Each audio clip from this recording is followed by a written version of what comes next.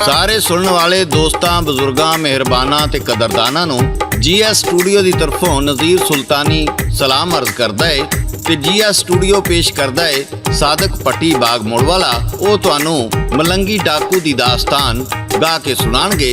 ये दास्तान उस सूरमे दी है जिन्हें जुल्म ते जबर दे अगे आवाज़ चुकी ते वेले ने उन्होंने मलंगी तो मलंगी डाकू बना दिता। कोई मुजरम ते डाकू अपनी माँ के पेट विचों नहीं जमदा। ये खुद गर्ज वडेरे जागीरदार सरमायादार ओहदियां दे भुखे लोग बेरहम मुआशरा उन्होंने मुजरम बनन ते मजबूर कर दिंदा है। मलंगी भी एक इंज दे जुल्म के खिलाफ खलोता ते मुआशरे ने उन्होंने मलंगी तो मलंगी डाकू बना दिता।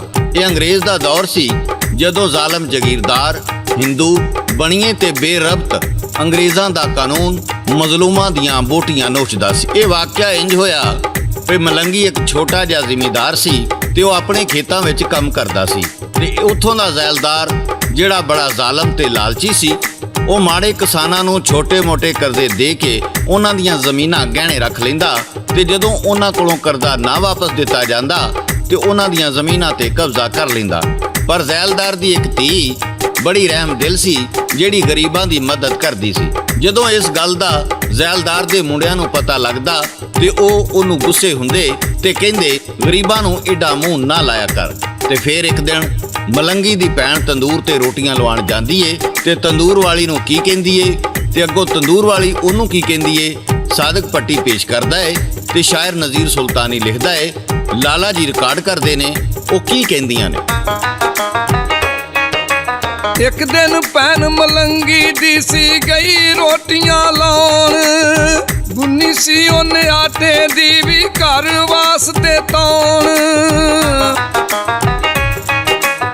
जाके कहंदी माचन नूं भी मैनू रोटियां ला दे कहंदी अगों माचन मैनू आटा उरा फड़ा दे। ज़ैलदारां दियां पहलों पकन फिर कोई वारी आवे काली काली ज़ैलदारां दियां रोटियां ओ पकावे। कहंदी भैन मलंगी दी नी मैनू पैना काली भुखे बैठे होणगे उत्थे सुबह दे साडे हाली। इन्ने चिर नूं ज़ैलदारां दा काम आटा लैके आ जांदा है। वो आंदा सब तो पहला रोटियां ज़ैलदारां दी लगणगियां ते फिर किसी होर दी वारी आवेगी। ते शायर इत्थे की लिखदा आटा लैके ज़ैलदार दा चमचा उत्थे आया होर किसे दियां लावी ना तू ओने आख सुनाया। जिद कीती जदों कुड़ी उत्थे काम मारन पैंदा एक वारी तेनू आखिया कुड़िए आटा साडा रहिंदा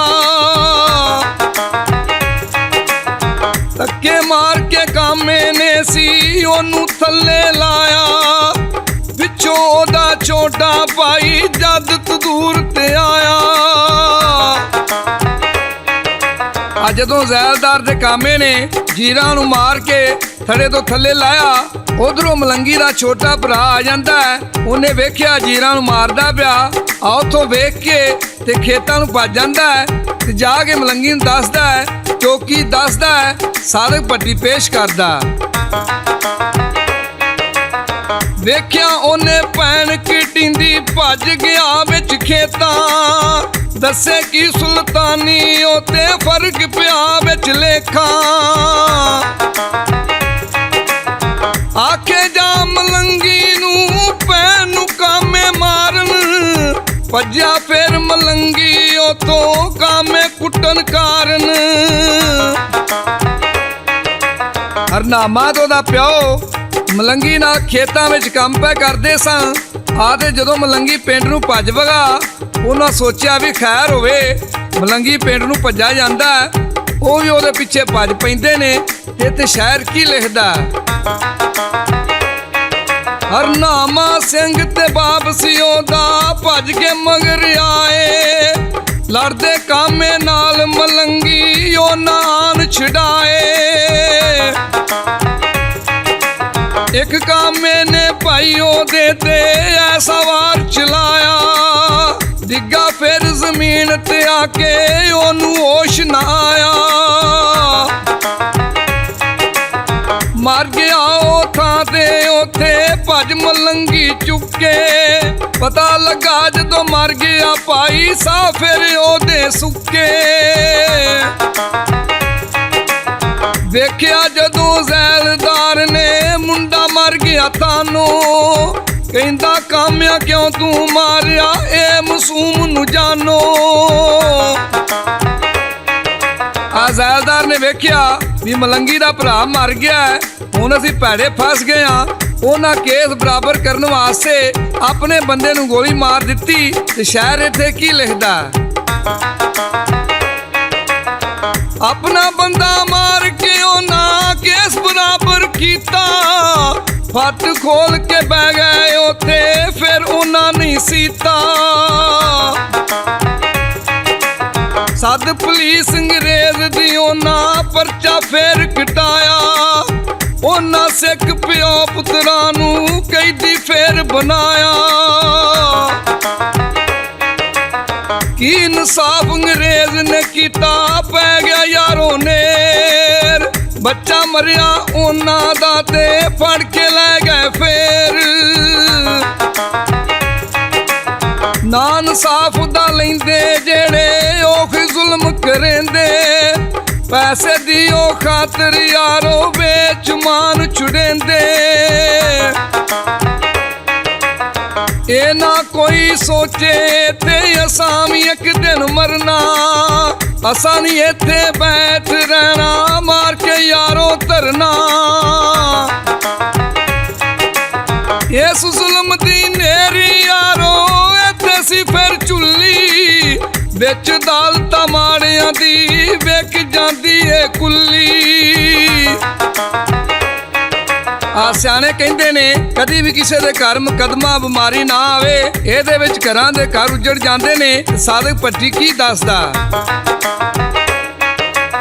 ਕਹਿਣ ਸਿਆਣੇ ਕਦੀ ਮੁਕੱਦਮਾ ਨਾ ਬਿਮਾਰੀ ਆਵੇ, ਰਲ ਕੇ ਬਸੋ ਸਾਰੇ ਇੱਥੇ ਕਿਹੜਾ ਆਸ ਮਝਾਵੇ। ਆ ਜਦੋਂ ਮਲੰਗੀ ਦਾ ਭਰਾ ਮਰ ਗਿਆ, ਜ਼ੈਲਦਾਰ ਦੀ ਰਹਿਮ ਦਿਲ ਧੀ ਮਲੰਗੀ ਦੀ ਮਾਂ ਨੂੰ ਆ ਕੇ ਦਿਲਾਸਾ ਦਿੰਦੀ ਏ। ਤੋ ਕਿਵੇਂ ਦਿਲਾਸਾ ਦਿੰਦੀ ਏ ਤੇ ਸਾਦਕ ਭੱਟੀ ਪੇਸ਼ ਕਰਦਾ, ਉੱਥੇ ਤੀਸੀ ਜ਼ੈਲਦਾਰ ਦੀ ਘਰ ਮਲੰਗੀ ਆਈ, ਰੋਂਦੀ ਉਹਨੇ ਵੇਖੀ ਯਾਰੋ ਮਰਨ ਵਾਲੇ ਦੀ ਮਾਈ।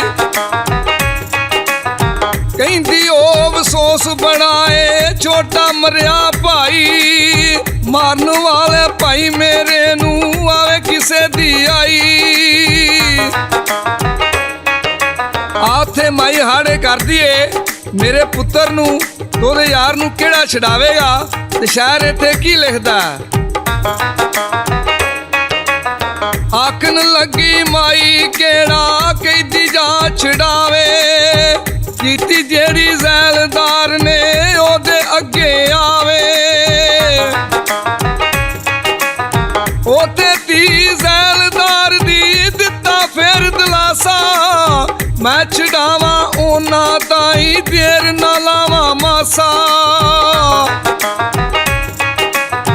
ਇੰਨੀ ਗੱਲੋਂ ਕਹਿ ਕੇ ਉੱਥੇ ਘਰ ਆਪਣੇ ਨੂੰ ਆਈ, ਰੋਂਦੀ ਰਹਿ ਗਈ ਉੱਥੇ ਬੈਠੀ ਮਰਨ ਵਾਲੇ ਦੀ ਮਾਈ। ਜਦੋਂ ਮਲੰਗੀ ਤੇ ਉਹਦਾ ਯਾਰ ਹਰਨਾਮਾ ਕੈਦੀ ਹੋ ਗਿਆ ਤੇ ਫਿਰ ਇੱਕ ਦਿਨ ਜ਼ੈਲਦਾਰ ਦੇ ਵੱਡੇ ਮੁੰਡੇ ਸਰਵਰ ਨੇ ਕਾਮੇ ਕੱਲ ਕੇ ਮਲੰਗੀ ਦੀ ਭੈਣ ਨੂੰ ਰਾਤ ਨੂੰ ਚੁਕਵਾ ਲਿਆ ਤੇ ਕਾਮਿਆਂ ਕੋਲੋਂ ਛਡਾਉਂਦੀ ਮਲੰਗੀ ਦੀ ਮਾਂ ਸਿਰ ਵਿੱਚ ਸੱਟ ਲੱਗਣ ਨਾਲ ਮਰ ਗਈ। ਤੇ ਜਦੋਂ ਸਰਵਰ ਜੀਰਾਂ ਦੀ ਇੱਜ਼ਤ ਨੂੰ ਹੱਥ ਪਾਉਣ ਲੱਗਾ ਤੇ ਉਹ ਕੋਠੇ ਤੇ ਚੜ ਗਈ। ਸਰਵਰ ਉਹਦੇ ਪਿੱਛੇ ਭੱਜਾ ਪਰ ਜੀਰਾਂ ਨੇ ਕੋਠੇ ਤੋਂ ਛਾਲ ਮਾਰ ਕੇ ਆਪਣੀ ਜਾਨ ਦੇ ਦਿੱਤੀ। ਇਸ ਤਰ੍ਹਾਂ ਮਲੰਗੀ ਦਾ ਸਾਰਾ ਘਰ ਵਿਹਲਾ ਹੋ ਗਿਆ। ਜਦੋਂ ਇਹ ਖਬਰ ਕੈਦ ਵਿੱਚ ਹਰਨਾਮੇ ਤੇ ਮਲੰਗੀ ਨੂੰ ਪਹੁੰਚੀ, ਜਿਹੜੇ ਜ਼ਖਮੀ ਹਾਲਤ ਵਿੱਚ ਹਸਪਤਾਲ ਦਾਖਲ ਸਨ, ਉਹਨਾਂ ਦੇ ਹੱਥ ਕੜੀਆਂ ਨਾਲ ਬੰਨੇ ਸਨ, ਉਹ ਤੋੜ ਕੇ ਉੱਥੋਂ ਫਰਾਰ ਹੋ ਗਏ। ਜਦੋਂ ਹਰਨਾਮੇ ਤੇ ਮਲੰਗੀ ਦੇ ਮਫਰੂਰ ਹੋਣ ਦਾ ਪਤਾ ਲੱਗਾ ਤੇ ਅੰਗਰੇਜ਼ਾਂ ਦੀਆਂ ਪੁਲਿਸਾਂ ਉਹਨਾਂ ਦੇ ਮਗਰ ਲੱਗ ਗਈਆਂ। ਉਹ ਕਿਵੇਂ ਫਰਾਰ ਹੁੰਦੇ ਨੇ ਇਹ ਤੁਹਾਨੂੰ ਸਾਦਕ ਭੱਟੀ ਗਾ ਕੇ ਸੁਣਾਉਣਗੇ। ਜਦੋਂ ਮਲੰਗੀ ਕੈਦੀ ਹੋਇਆ ਘਰੋਂ ਦੀ ਸੀ ਮਾਈ, ਨਾਲੇ ਭੈਣ ਸੀ ਜੀਰਾ ਘਰ ਵਿੱਚ ਜਿਹੜੀ ਨਸੀ ਵਿਆਹੀ।